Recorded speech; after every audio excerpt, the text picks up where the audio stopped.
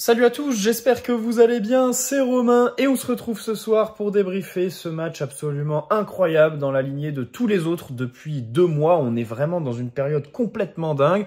Alors ce soir c'est plus la première mi-temps qu'on gagne 4-0 et la seconde perdue sur ce but de Jonathan David qui profite de la gestion des Parisiens, logique au vu de ce qui nous attend mercredi. Et de ce qu'on avait vu aussi en première mi-temps, la débauche d'énergie, l'impression collective encore une fois, c'est extraordinaire. Je ne sais pas si les joueurs de Liverpool étaient devant le match ce soir, parce qu'en Angleterre, je crois que la Ligue 1 n'est même pas diffusée, mais c'est absolument incroyable. Et alors, ce débrief est très difficile. C'est un des débriefs les plus difficiles que j'ai eu à faire, je crois, parce que justement, dans 4 jours, tout ce que je vais dire, peut-être que ça peut voler en éclats aux yeux de beaucoup de monde, pas aux miens. Parce que cette équipe, elle est jeune. Cette équipe, tu fais 2-3 réglages et c'est une machine de guerre.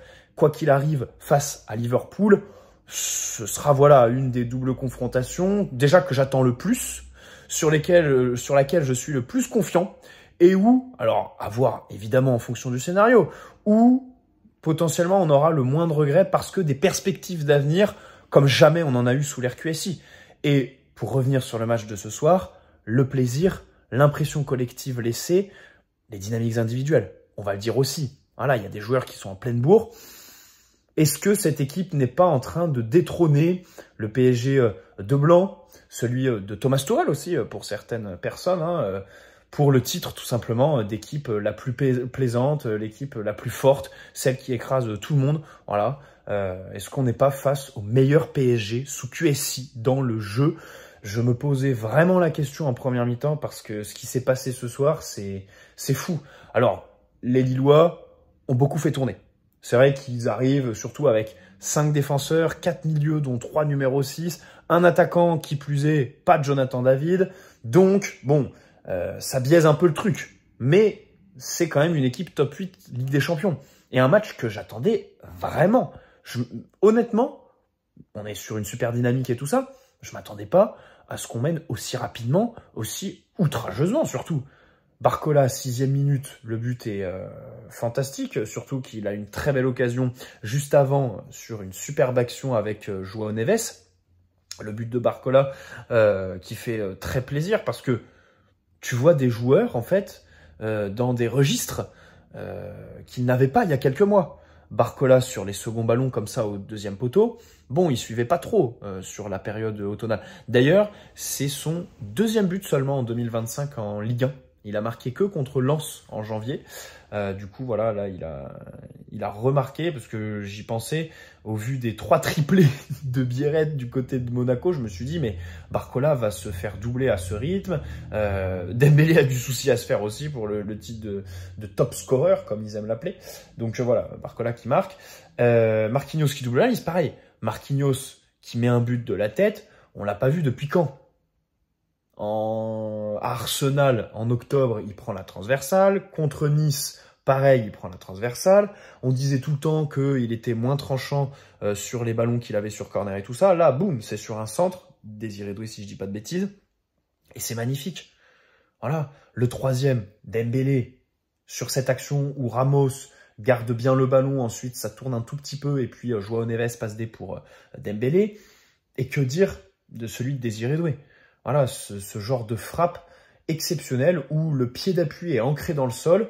L'autre ne fait pas un giga mouvement, tu vois. Il n'emmène pas le ballon jusqu'au but avec son pied, mais c'est comme ça et ça va sous la barre direct. C'est absolument... Ah ouais, c'est exceptionnel. C'est exceptionnel parce qu'en plus, Désiré Doué, ces derniers temps, il tirait de loin, mais de l'autre côté. On l'a dit, c'est quand le but où il tire sur la frappe, sur la barre transversale, il y a quelqu'un qui reprend. Bah, c'est mercredi en Coupe de France. Celui de Barcola contre Manchester City, au préalable, Doué tire sur la barre transversale. Et là, de l'autre côté, voilà, il est là, il est tout aussi bon. C'est vraiment exceptionnel. Et quand j'ai vu la première salve de changement et lui qui ne sort pas, je me dis, ça sent mauvais pour une titularisation mercredi. Mais au final, honnêtement, je vois pas comment il est sur le banc mercredi. Pour moi, Kvaratskhelia sur le banc et Désiré Doué qui prend son aile droite. avec au milieu une discussion entre Fabian Ruiz et Warren pour accompagner Vitinha et João Neves. Mais c'est assez exceptionnel ce qu'il propose Doué. Et puis, voilà, quand tu vois qu'il est à, je crois, 13 contributions décisives, donc 13 GA comme on aime les appeler, en 2025, bah, tu te dis, voilà, la frappe qui met sous la barre, elle était pour Didier Deschamps ce soir, pour le prochain rassemblement des Bleus, tu vois.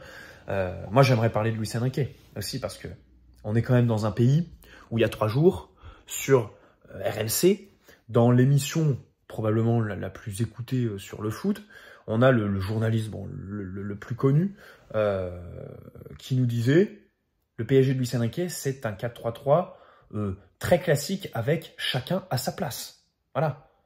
C'est-à-dire que dans la dynamique dans laquelle on est, Daniel Riolo s'est permis de sortir ça sur RMC cette semaine. C'est absolument hallucinant parce que il l'avouera jamais.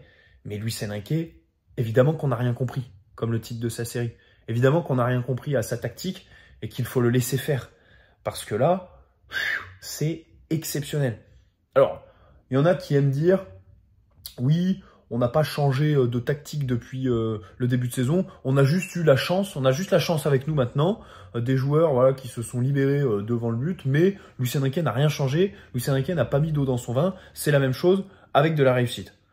Je dois dire que je ne fais pas trop partie de ce clan-là, parce que je vois quand même un PSG plus vertical, avec beaucoup de renversements.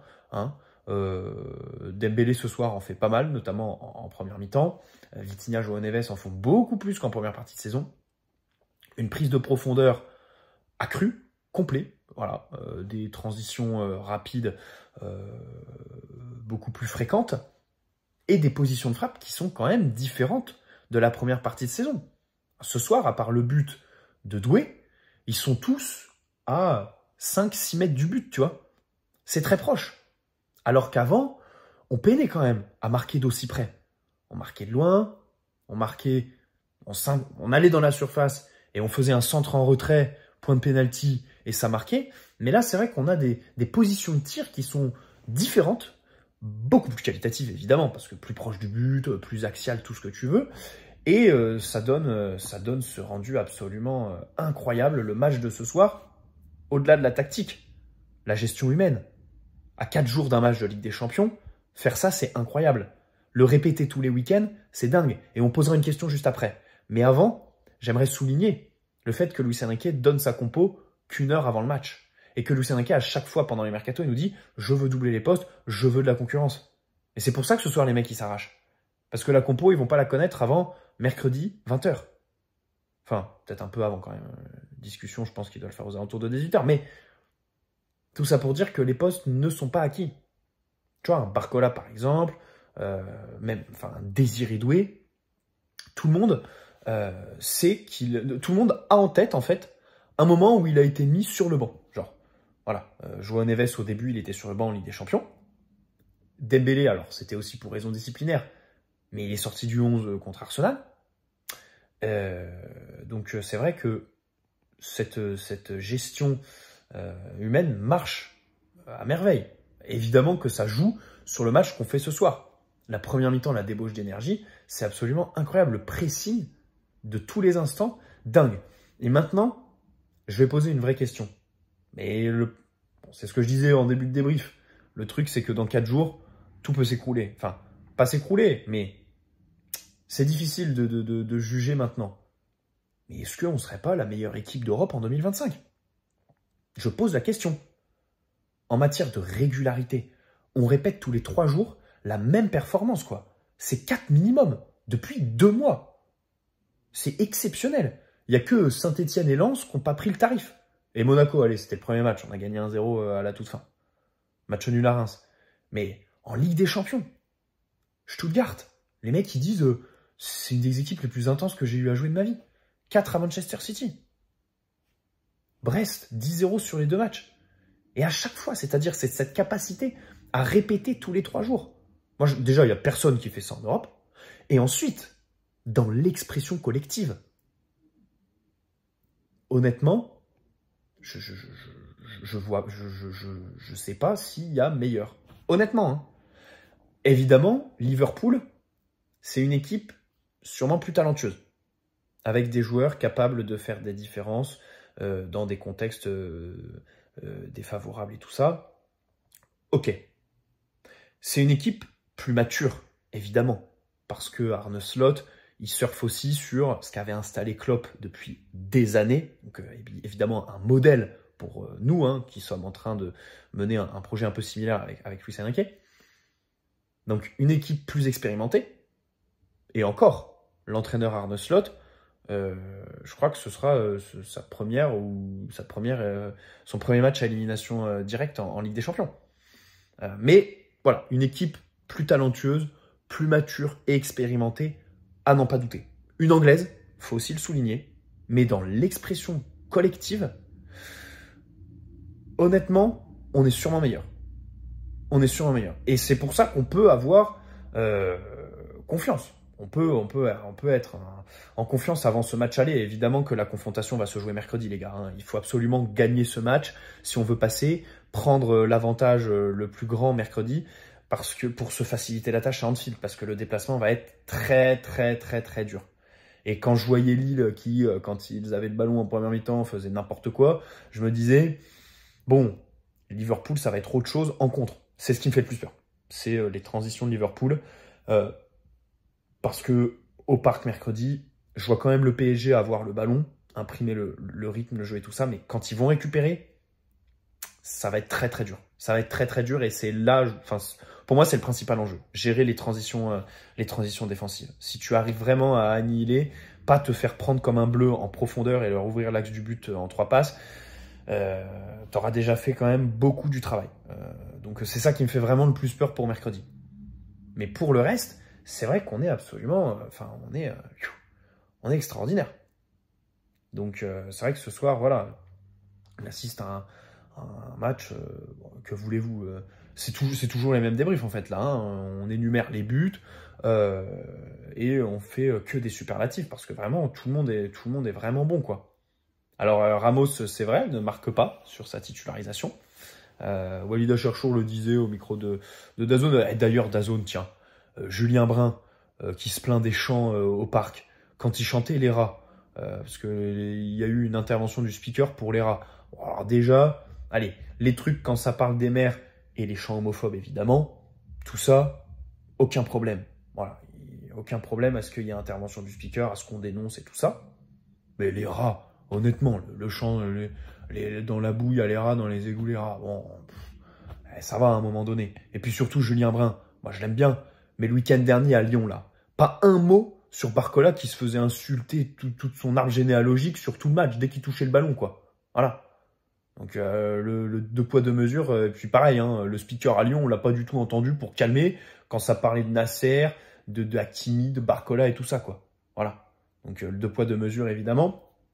Pour rester sur les sifflets, je n'ai pas trop apprécié le fait qu'on siffle Ethan Mbappé.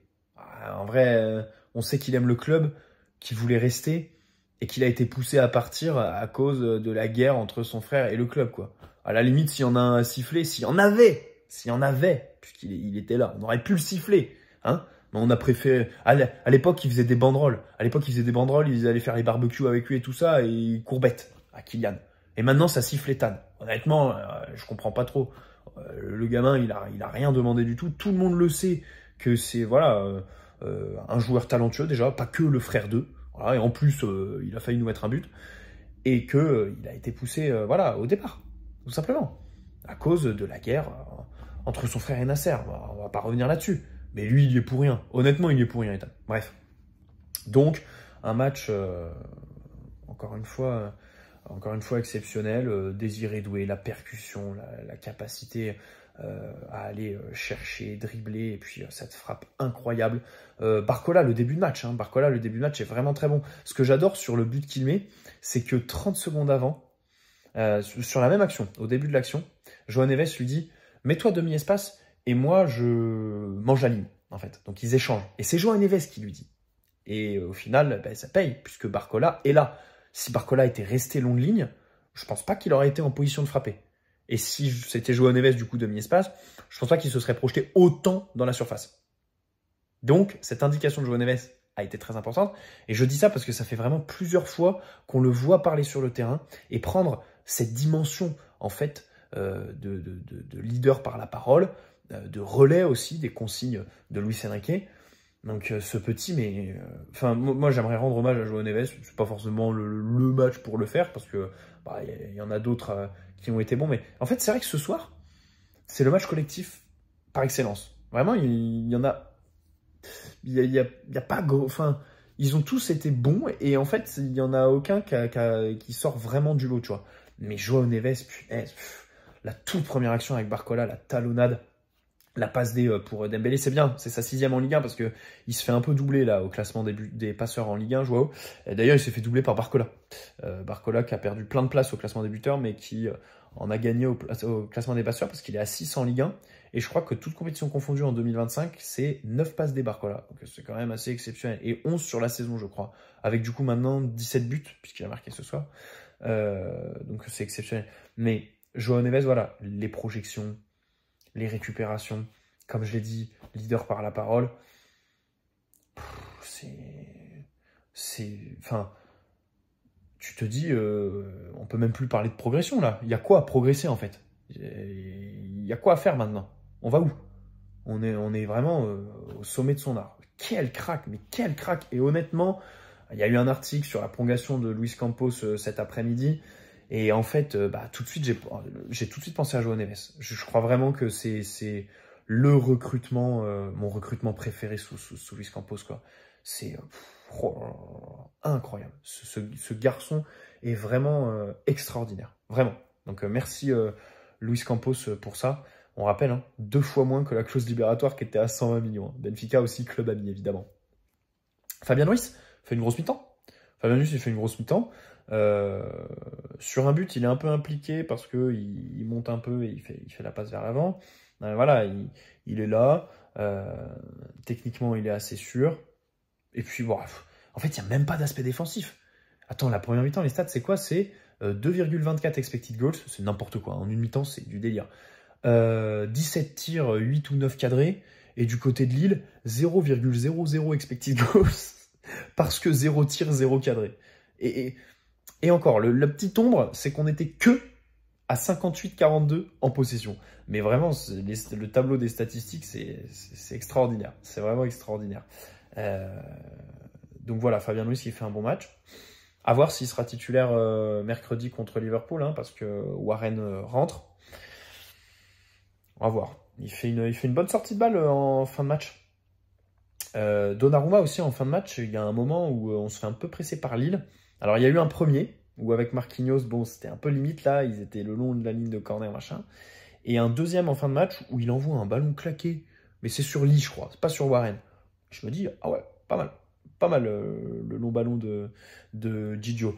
Alors est-ce qu'il est fautif sur le but ou non? C'est comme Chevalier sur le premier but. Hein. C'est le genre de but où j'ai un peu du mal à la reprocher au gardien parce que le but, enfin la consigne qu'on donne aux gardiens, c'est à chaque fois essayer de la repousser sur le côté. Donc en fait, ils le font. Ils appliquent cette consigne et bon, il y a un mec qui est là, malencontreusement, ça la met. Bon, allez, vas-y. Tu vois, on leur en veut pas trop, tu vois. C'est vrai que Lucas Chevalier était un peu en entretien d'embauche hein, aujourd'hui parce que on s'intéresse à lui pour cet été. On n'a toujours pas prolongé Donnarumma, même si les signaux sont forcément plus positifs depuis que sa dynamique sur le terrain l'est aussi, du coup. Et on verra si c'est dans le cadre d'une alternance concurrence avec Donnarumma ou si c'est pour remplacer Donnarumma. Mais c'est vrai qu'on s'intéresse à lui. Bon, est-ce qu'on le fera? Moi, j'ai quand même... En fait, le problème, c'est que tu as un gardien qui est ultra performant à Lille parce qu'il est ultra sollicité. Et du coup, je peine à transposer ça dans le PSG où tu prends 2 frappes par match. Et le but, c'est d'être extraordinaire sur les deux, quoi. Donc, c'est vrai que c'est 2 physionomies complètement différentes qui sont difficiles à calquer. Pareil, première mi-temps extraordinaire, avec un Nuno qui était quand même ultra bridé. Alors lui, pour le coup, il était vraiment en gestion. En plus, il est sorti. Alors qu'il n'avait pas joué contre le Stade Briochin plus tôt dans la semaine. Il y a vraiment eu de la vraie gestion hein, de la part de Luis Enrique et des organismes. C'est pareil. La réussite, c'est aussi avant le match, quand tu vois le groupe au complet. Alors au complet, il y a eu un petit problème parce que le club a communiqué un groupe incluant Ibrahim Mbaye, en fait. Et d'ailleurs, sur Insta, il avait tout de suite liké, tu voyais, liké par Mbaye. Et un quart d'heure après, bah, en fait, ils ont supprimé et ils ont remplacé sans Mbaye, en fait. Il n'était pas convoqué. Donc, je sais pas trop pourquoi. Peut-être que les U19 jouent demain et qu'ils avaient besoin de lui. Bon, que Luis Enrique l'a laissé, sachant que il savait qu'il n'allait pas le faire rentrer ce soir. Je sais pas trop. Mais c'est vrai que j'avais un peu de peine pour lui. Mais dans tous les cas, voilà, groupe absolument au complet. Et les mecs au top de leur forme, vraiment, c'est aberrant. C'est aberrant ce qu'on vit. Encore une fois, hein, toutes les questions qu'on a posées, bon, elles peuvent tomber à l'eau mercredi soir ou à l'issue de la double confrontation contre Liverpool. Mais attendons, prenons du plaisir. Et au pire des cas, on aura les Marseillais après pour se détendre. Hein, parce que le Punching Ball, il vient le 16 mars, là, au Parc des Princes. Après leurs histoires de corruption, machin. D'ailleurs, quand il y a 4-0, là, l'arbitrage Coupe de France, ça va 2 minutes, quoi. Enfin, j'en ai marre à chaque fois qu'on met des valises, les arbitres qui se lâchent et qui oublient des jaunes, voilà, qui sont un peu cléments avec l'adversaire. Ça, j'aime pas trop, tu vois. Enfin, quand tu joues une R2 en Coupe de France, allez, je veux bien. Mais là, quand même, bon, c'est Lille, voilà. Je sais plus ce que je voulais dire. Mais donc voilà, prochain adversaire Marseille. Donc là, avec leurs histoires de corruption machin, ils songeaient à envoyer les jeunes au Parc des Princes pour bousiller l'affiche et que la Ligue soit pas contente parce que du coup, bah, elle perdrait de son intérêt. Bah, envoyez les jeunes quand même. Hein. Je crois que c'est vraiment votre seule solution, hein, pour s'en sortir. Voilà, pour essayer de s'en sortir, disons, un peu indemne, avec une excuse, quoi. Parce que là, pour le reste, en Ligue 1, on est trop méchant. On est trop méchant. Et j'espère que mercredi, on va faire le match qu'il faut et qu'on va réussir à prendre cette avance à l'aller.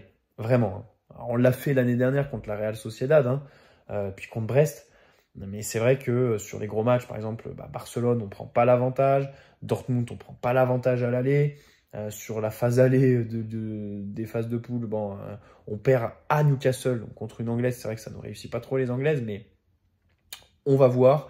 Et en tout cas, j'ai vraiment hâte de voir ces deux équipes. Enfin, c'est une affiche, honnêtement, demi-finale minimum. Hein.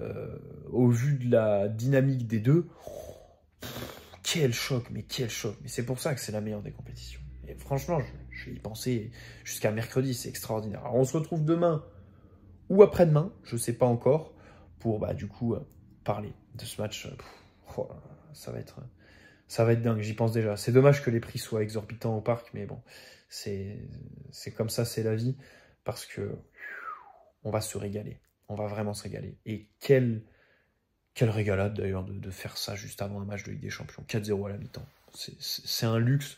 Et encore une fois, il faut absolument pas le minimiser. Cette capacité à répéter ça tous les 3 jours, c'est extraordinaire. Bonne soirée à la Team Notif. Bon dimanche à ceux qui regarderont ça demain. Et on se dit à très vite. Ciao les amis.